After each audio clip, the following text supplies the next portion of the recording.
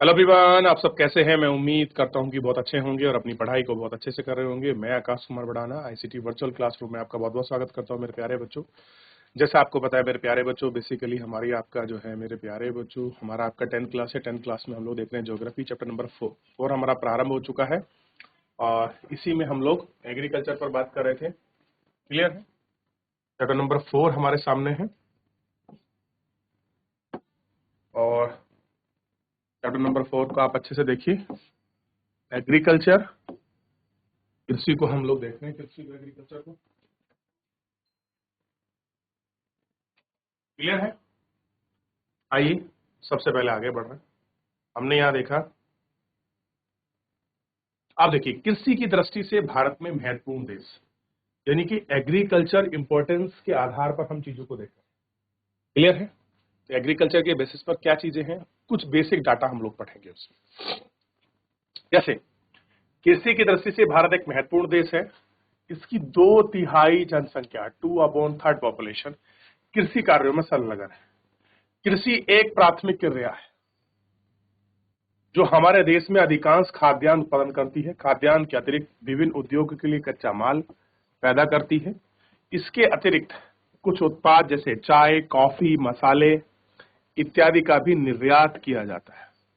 क्या होता है? इन सब चीजों का आपका जो निर्यात है, जो एक्सपोर्ट है, हम एग्रीकल्चर बेस्ड चीजों से करते हैं। क्लियर है? अब क्यों ना करें, जब हमारे यहाँ चीजें हैं तो हम उनका एक्सपोर्ट भी करेंगे और जो चीज नहीं है हम उनका इंपोर्ट भी करेंगे, हम चीजों को मंगाएंगे भी। क्लियर है? अब देखिए, क्या आप कृषिगत कच्चे माल पर आधारित कुछ उद्योग का नाम बता सकते हैं? कि एग्रीकल्चर बेस्ड चीजों पर कुछ चीजों का आप नाम बता सकते हैं? कौन कौन सी चीजें हैं जो एग्रीकल्चर बेस्ड हैं, तो उनका नाम हम पूछेंगे। तो आप पढ़ बताइए कौन कौन चीजें हैं जिनको आप एग्रीकल्चर बेस्ड है, आप उनको काउंटिंग करें, आप उनको देखते हैं, आप उनको मान सकते हैं भाई एग्रीकल्चर बेस्ड के अंतर्गत आती है।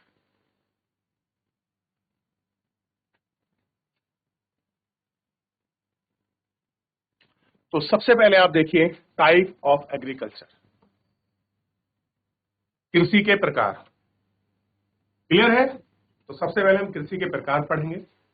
कृषि हमारे देश में एक प्राचीन आर्थिक क्रिया है जो पिछले हजारों वर्षों के दौरान भौतिक, पर्यावरण, प्रौद्योगिकी, सामाजिक, सांस्कृतिक रीति रिवाज के अनुसार खेती करने की विधियों के साप्रदायिक है। जीवन निर्वाह खेती से लेकर वाणिज्यिक खेती, कृषि के अनेक प्रकार। वर्तमान समय में भारत विभिन्न निम्नलिखित प्रकार की कृषि को आपदाओं को अपना रहा है। क्लियर है? आगे बढ़े।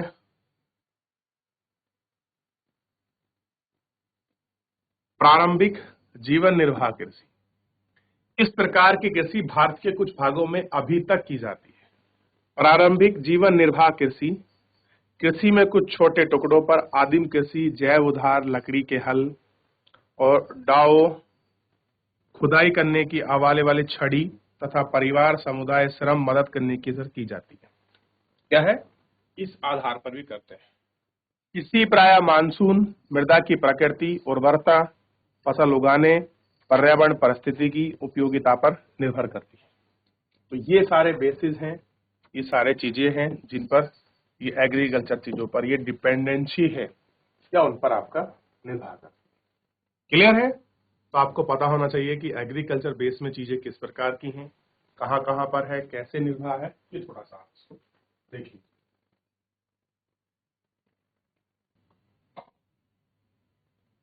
अब देखिए, स्लैश एंड बर्न, ये मोस्ट इंपोर्टेंट है। स्लैश एंड बर्न, कर्तन एवं दहन प्रणाली। क्या देख रहे हैं? स्लैश एंड बर्न, कर्तन और दहन प्रणाली। कृषि जमीन के टुकड़ों को साफ कर कर, तो अब कृषि का क्षेत्र है, कोई टुकड़ा है या पार्ट है, उसको साफ करेंगे हम लोग। अपने परिवार का भरण पोषण करने के लिए अनाज व अन्य खाद्यान्न फसल उगाते हैं। किसके लिए? अपनी मतलब अपना जितना उनको भरण पोषण करने की आवश्यकता है, जिनसे उनके परिवार की आजीविका चल सके, इतनी चीजों का। जब मृदा की उर्वरता कम हो जाती है तो किसान भूमि के टुकड़ों पर स्थानांतरित हो जाता है। कृषि के लिए कृषि भूमि दूसरा टुकड़ा साफ करते हैं और कृषि के इस प्रकार का स्थानांतरण प्राकृतिक कृषि मिट्टी की उर्वरकता शक्ति बढ़ जाती है, चूंकि किसान उर्वरक अथवा अन्य आधुनिक तकनीकों का प्रयोग नहीं कर सकता, इसलिए इस प्रकार की कृषि का उत्पादक कम होती है और विभिन्न देशों के भागों में इस प्रकार की कृषि को विभिन्न नामों से जाना जाता है। अलग अलग नाम, अलग अलग प्रकार हैं, इन सब चीजों से आपका जाना जाता है और हम इन सब चीजों को करते हैं। उत्तर पूर्व राज्य जैसे असम, मेघालय, मिजोरम, नागालैंड में झूम कहते हैं। मणिपुर में पालमू, छत्तीसगढ़ के बस्तर और अंडमान निकोबार द्वीप समूह में इसको दीपा। तो ये कंफर्म होना चाहिए आपको कि भारत में जो आपका स्लैश एंड बर्न यानी कि कीर्तन एवं दहन या फिर शिफ्टिंग एग्रीकल्चर या जो उत्तर भारत में इसको झूम कहते हैं, इसको हर राज्य में अलग अलग नामों से जाना जाता है। क्या क्या करते हैं इनको हम? अलग अलग जो नाम है उन अलग अलग नामों से हम इनको जानते हैं। क्लियर है? और ये हमको पता होना चाहिए कि हम इनको अलग अलग नामों से जान रहे हैं। तो क्वेश्चन बन सकता है कि आप बताइए कि झूम कहां पर कहते हैं? तो असम, मेघालय, मिजोरम और नागालैंड में हम इसको झूम कहते हैं, और मणिपुर में इसका पलामू कहते हैं, और अंडमान निकोबार द्वीप समूह छत्तीसगढ़ में इसको क्या कहते हैं? दीपा कहते हैं। हर जगह अलग नाम है। इंडोनेशिया में किसी और नाम से जानते हैं, मेक्सिको में किसी और नाम से जानते हैं, और ब्राजील में इसे किसी और नाम से जाना जाता है। इतना ध्यान रहेगा आपको। तो ये सब प्रकार हैं और अलग अलग तरीकों से, अलग अलग नामों से हम इसको जानते हैं। ध्यान रहेगा इतना। आगे बढ़ जाए। चलिए अब हम स्लैश एंड बर्न एग्रीकल्चर को देखते हुए थोड़ा समझने का प्रयास करते हैं। देखिए, झूम यानी के कीर्तन दहन यानी कि slash and burn agriculture Mexico, mid America में इसको मिलाप कहते हैं। यानी कि अगर आप मेक्सिको और इस रीजन में देख रहे हैं तो इसको क्या कहा गया है? मिलाप कहा गया। और वेनेजुला में अगर ये होती है तो उसको कोकोनो कहते हैं। ब्राजील में इसको रोका कहा गया है। क्या कहा गया है? रोका। और अफ्रीका में इसको मोसले कहा गया है। क्या कहा है इसको? मोसले। इंडोनेशिया में आपको पता लदांग, और वियतनाम में रे कहा गया है। तो हर जगह क्या है? अलग अलग नामों से इसको पहचाना गया है और अलग अलग नामों से इसको गया गया है। क्लियर है? तो इसीलिए आप देखेंगे कि भारत के राज्यों में अलग नाम है और विदेश में जो है अलग देशों में इसको अलग अलग नामों से जाना जाता है। क्लियर है? तो ये थोड़ा सा आपको ध्यान रखना चाहिए कि हम इनको कहां और किस नाम से जानते हैं और कैसे कैसे हम इसको देखते हैं। क्लियर है? चलिए, तो ये आपको ध्यान रहना चाहिए। लिख भी लीजिए इनको। क्लियर है? देख लिया आपने? तो हर राज्य में, हर देश में अलग अलग है। तो मैक्सिको को थोड़ा सा ध्यान रख लेना, और मिड अमेरिका में इसको मिलाप कहते हैं। वेनेजुला में क्या बोलते हैं? ब्राजील में रोका बोलते हैं, वियतनाम में रे, और इंडोनेशिया में लदांग कहते हैं। क्लियर है? अगर आप इतना ध्यान रखोगे तो ये बड़ा इंपॉर्टेंट आपके लिए हो जाएगा। मान लीजिए कभी फिलिंदा ब्लैंक्स में आ जाए, या आपका जोड़े मिलाने के लिए आ जाए, या ऑप्शन वाले क्वेश्चन में आ जाए कि वियतनाम में इस कृषि को क्या कहते हैं, तो ऐसे भी हम लोग इसको देख सकते हैं। क्लियर है?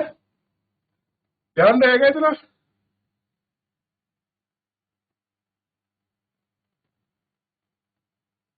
चलिए देख लीजिए। भारत को भी प्रारंभिक किस्म के खेत अन्य नामों से भी जाना जाता है। जैसे मध्य प्रदेश में यानी कि जो खेती है उसको भी अलग अलग नाम से जानते हैं। बेबर कहते हैं, कहीं दहिया कहते हैं, आंध्र प्रदेश में पोंडू या पेडा कहते हैं, और उड़ीसा में पेवंडरी कहते हैं, कोमान कहते हैं, पारिंगा कहते हैं, पश्चिमी घाट में कुमारी कहते हैं, वारले कहते हैं, वारल्टे कहते हैं, खिलिक कहते हैं, कुरवा, और उत्तरी अफ्रीका में झूम। इन सारे अन्य नामों से इनको जाना जाता है। क्लियर है? ये आपको तो हर राज्य में कृषि के प्रारंभिक पैटर्न को अलग अलग नामों से जाना जाता है। लिख लीजिए, पता नहीं क्यों ऐसा एक आध क्वेश्चन इसमें से मिल ना जाए, इसलिए मैं आपको रिवीजन के लिए इसे बता रहा हूं बार बार। मेरा फोकस करने का प्रयास यही है ताकि आप इसको देख लें। चलिए आगे बढ़ जाए। अब हम आगे आ रहे हैं। अब ये चित्र आप देख सकते हैं, इस तरीके से कुछ स्लैश एंड बर्न किया जाता है, इनमें आग लगाई जाती है और हम इनमें देख सकते हैं कि आग कैसे लगती है। रिंझा असम के डिफुड़ की बाहरी क्षेत्रों में परिवार के साथ एक गांव में रहती है। वह अपने परिवार सदस्यों के द्वारा भूमि के टुकड़े पर उगाई गई वनस्पति को काटकर, जलाकर, साफ कर आनंदित व अनुभव करती है। वह प्राय परिवार के सदस्यों के साथ बांस के नाले द्वारा झरने से पानी लाती है, बांस के नाले बनाती है और झरने से वहां तक पानी लेकर आती है, अपने खेतों को सिंचित करने की सहायता करती है। वह परिस्थान रखती है, जब संभव हो तो वह इसे छोटी बच्चों से अपने खेतों में मिट्टी की उर्वरकता, घटी उर्वरकता के बारे में कुछ नहीं पता होता है, जिसके कारण उसके परिवार में अगले वर्ष नई भूमि की तलाश करनी होगी। यानी कि इस साल एक भूमि पर काम करेंगे आजीविका के लिए, अगले साल उन्हें अन्य किसी भूमि पर आश्रित यानी कि डिपेंडेंट होना पड़ेगा। उनको देखना पड़ेगा कि उनको कहाँ कौन सी फसल उगाना। क्लियर है? ये थोड़ा सा आपको ध्यान रखना।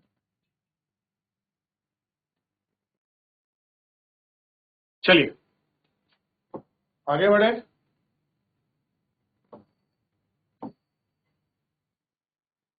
चलिए, क्या आप बता सकते हैं कि रिंगा का परिवार किस प्रकार की कृषि कर रहा है? तो बिल्कुल झूम कृषि, मिलाप, स्लैश एंड बर्न एग्रीकल्चर। उस फसल का नाम बता सकते हैं जो वृक्षों की जो इस प्रकार उगाई जाती है? हाँ, उगा सकते हैं। अब है गहन जीवन कृषि, इसको समझिए। इस प्रकार की कृषि को उन क्षेत्रों में या इलाकों में किया जाता है जहां पर जनसंख्या का दबाव अधिक होता है, यानी कि पॉपुलेशन ज्यादा होती है, तब हम कर सकते हैं। यह श्रम गहन खेती है, अत्यधिक उत्पादन से अत्यधिक मात्रा में जैसे रासायनिक निवेश और सिंचाई के प्रयोग में की जाती है। इन सारे प्रयोग में, इन सारी चीजों में हम इनको करते हैं। क्या आप भारत के कुछ राज्यों के नाम बता सकते हैं जिसमें इस प्रकार की कृषि की जाती है? आपको उन राज्यों के कुछ नाम बताने हैं जहां पर हम इस प्रकार की कृषि कर सकते हैं। चलिए आगे बढ़े। स्वामित्व में विरासत के अधिकार के कारण पीढ़ी जो दर पीढ़ी जो जोत का आकार छोटा और अलाभप्रद हो रहा है। वो कह रहा है पीढ़ी दर पीढ़ी चीजें हैं। मान लीजिए ये आपका एक खेत था, अब उसके दो बच्चे हैं तो एक खेत उसको मिल गया, उसके इसके दो बच्चे हैं तो आधा इधर आधा इधर, इसके चार है तो इसके चार पार्ट हो गए। तो हो क्या रहा है, दर पीढ़ी दर खेत का जो आकार है वो निरंतर छोटा होता जा रहा है। तो क्या हो रहा है, जो जोत का आकार है वो निरंतर छोटा हो रहा है। ठीक है, और कारण हमने देखा है कि पहले जो था परिवार का जो विभाजन है उसके आधार पर हम लोगों ने आपका बात की। क्लियर है? ध्यान रहेगा इतना। तो भूमि के प्रकारों को हमने पढ़ लिया, कृषि पद्धति को हमने पढ़ लिया। क्लियर है? स्लैश एंड बर्न एग्रीकल्चर को हमने देख लिया, किस किस प्रकार से होती है ये देख लिया, प्रारंभिक बेसिस पर हमने देख लिया, और किस किस नाम से जानते हैं हमने ये भी देखने का प्रयास किया कि कहां कहां पर किस प्रकार से कृषि होती है, क्या क्या चीजें हैं, ये हमने देख लिया। क्लियर है? इतना आपको ध्यान रहना चाहिए। क्लियर है? यहां तक कोई डाउट, कोई क्वेरी? और दूसरा ये है कि हर राज्य में इसको अलग अलग नाम से जानते हैं, ये भी हमें क्लियर हो गया। ठीक है, तो अभी एक छोटी स्टोरी हम लोग पढ़ रहे थे। तो रिंझा का जो मतलब था वो किस प्रकार से अपने अपने परिवार की आजीविका के लिए आपका शिफ्टिंग एग्रीकल्चर यानी कि झूम कृषि को कर रही थी। क्लियर है? ये हमको आपका देखना चाहिए। क्लियर है? ध्यान रहेगा यहां तक आपको? ठीक है, चलिए इतना आपको ध्यान रखना है। तो इस प्रकार से आपको क्लियर होना चाहिए कि कहां कहां पर क्या क्या चीजें हैं, किस प्रकार हम इनको देख सकते हैं, बात कर सकते हैं। अब हम आगे बढ़ते हुए सीधे हम पहुंचते हैं कमर्शियल एग्रीकल्चर, वाणिज्यिक। मैं आपसे पूछूं कि वाणिज्यिक का मतलब क्या है? बिल्कुल आप छोड़ दीजिए थोड़ी देर के लिए कि हम लोग कुछ आपका देख रहे हैं या कुछ हमको लिखा, एक हमारे माइंड मेकिंग होनी चाहिए ना चीजें, ताकि हमको उसको व्यवहारिकता में पता हो। हम ये ना सोचें कि हम चीजों को केवल इसलिए पढ़ रहे हैं ताकि जो हम आपका डेफिनेशन पढ़े उस डेफिनेशन को लिखें, तो रटी रटाई चीजें शायद याद ना रहें। लेकिन हमको पढ़ना कैसे है, हमको उन चीजों को याद रखना है जो हम एक व्यवहारिक पक्ष में हम उसको याद कर लें। वाणिज्यिक फसल मतलब ऐसी फसलों को उगाना है जिनके हम उनको बेच सके। भाई आप अगर कोई चीज उगा रहे हैं तो उसके दो ही पर्पज हो सकते हैं, या तो आपको अपने उपभोग के लिए चाहिए, अपने भरण पोषण के लिए चाहिए, और नहीं तो दूसरी किसके लिए चाहिए, आपका बेचने के लिए। तो अब वाणिज्यिक रूप है, सबसे क्लियर हो रहा है कि कैसा है, आप कमर्शियल एग्रीकल्चर कर रहे हैं तो कमर्शियल है, ऑब्वियस है कि बेचेंगे ही इसको हम। तो कैसे करते हैं, क्यों करते हैं, और कौन कौन चीजें हैं कि ताकि अगर आप की चीज को बेचने के लिए कर रहे हैं तो आपकी कोशिश क्या रहेगी कि प्रोडक्शन ज्यादा हो, रेट अच्छा मिले, प्रॉफिट अच्छा हो। यही तो बेस्ट चीजें हैं। क्लियर है? और इसी के लिए मुझे लगता है कि शायद हम लोग क्या करते हैं, आप कमर्शियल एग्रीकल्चर करते हैं। तो कमर्शियल एग्रीकल्चर का पहला पार्ट हम इसमें शुरू करेंगे और देख रहे हैं वाणिज्यिक कृषि।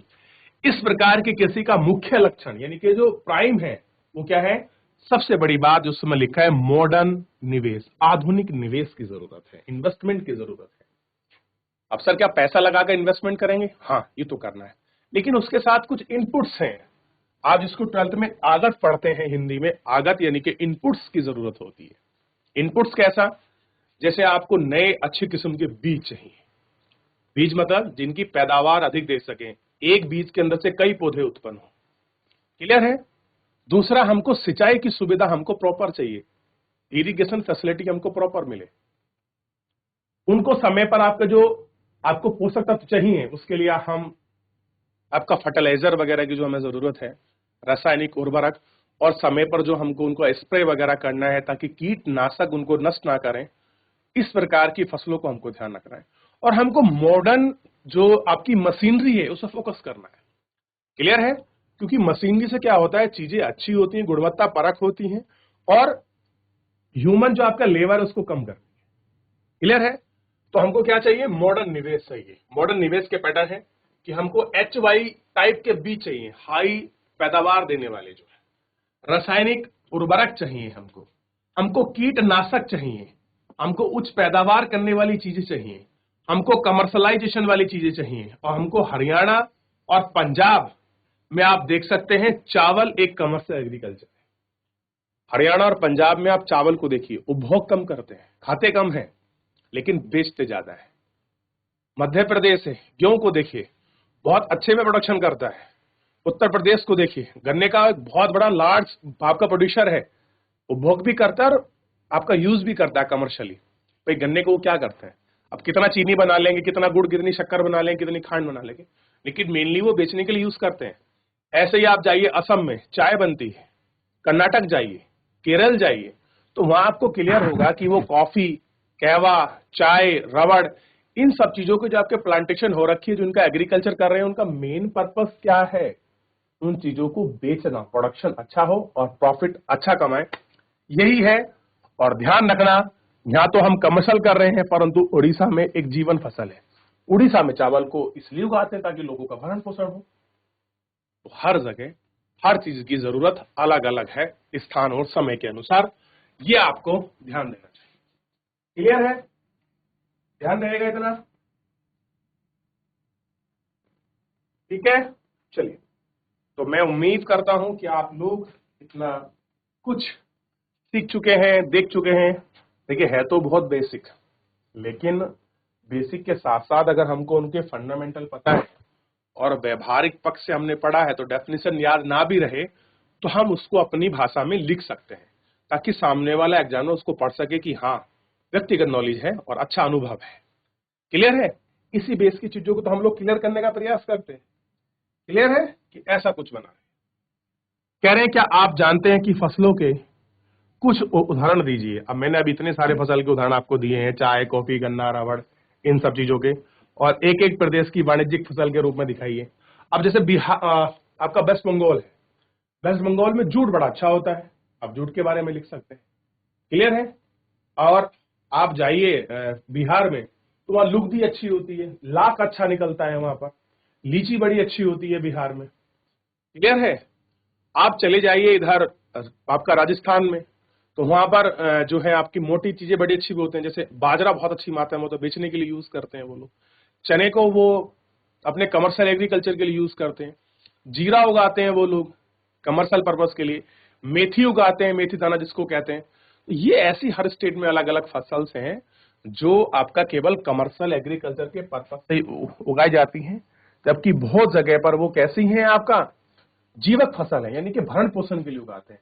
अब मान लीजिए हमारे यहाँ उत्तराखंड में गेहूं उगा रहे हैं, चावल उगा रहे हैं, तो किस लिए उगा रहे हैं? बेच तो नहीं पा रहे हैं, लेकिन हम उपभोग के लिए, जितनी हमको खाने पीने की जरूरत है हमारे परिवार के लिए, हम आपका सरप्लस यानी कि अधिशेष को बचा कर रखते हैं। हमको लग रहा है कि हमारा ये इतना, एक साल में इतना गेहूं, इतना चावल लग जाएगा, इमरजेंसी में ये लग जाएगा, शेष को हम बेच देते हैं, लेकिन वो बेचने का परसेंटेज कम है।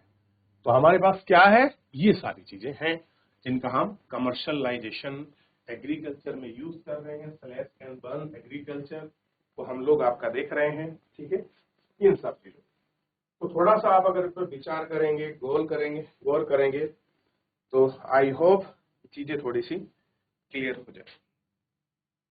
क्लियर है मेरे प्यारे बच्चों? तो यहां तक कोई डाउट, कोई क्वेरी किसी बच्चे का? चलिए, देख लिया। तो फिलहाल मेरे प्यारे बच्चों, आज के इस लेक्चर में इतना ही करेंगे, हम लोग मिलेंगे नेक्स्ट लेक्चर में। तब तक आप इसको रिवीजन करिए, अच्छे से पढ़िए। और फिलहाल मेरे प्यारे बच्चों, आज के इस लेक्चर में इतना ही, मिलेंगे नेक्स्ट लेक्चर में। धन्यवाद।